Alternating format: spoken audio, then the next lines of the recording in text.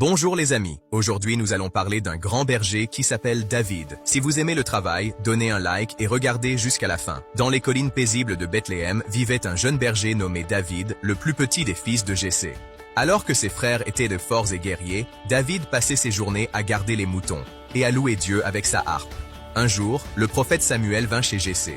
Dieu lui avait dit qu'un des fils serait le futur roi d'Israël. Les grands et puissants passèrent devant lui, mais Dieu ne choisit aucun d'eux. Finalement, David fut appelé depuis les champs. En le voyant, l'Éternel dit « Lève-toi, oins-le, car c'est lui. » Et David fut secrètement consacré roi. Peu après, Israël faisait face à un géant philistin nommé Goliath, qui défiait l'armée chaque jour.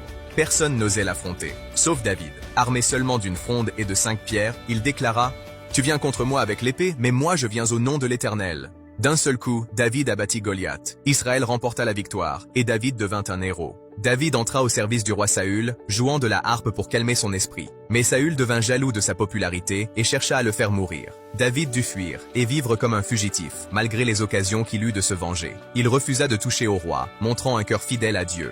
Après la mort de Saül, David fut finalement proclamé roi d'Israël. Il conquit Jérusalem et en fit la capitale. Son règne fut marqué par des victoires, mais surtout par son désir de suivre Dieu. Il écrivit de nombreux psaumes, des chants de louanges et de prières qui résonnent encore aujourd'hui. Mais David n'était pas parfait. Il commit un grave péché avec Bathsheba et fit tuer son mari.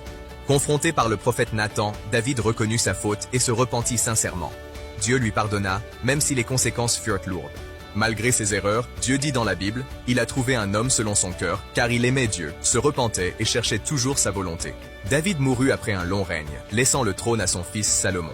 De sa lignée naîtra plus tard Jésus-Christ, le Messie promis. L'histoire de David nous montre que Dieu ne regarde pas à l'apparence, mais au cœur. Il peut utiliser un simple berger pour accomplir de grandes choses, que Dieu vous bénisse.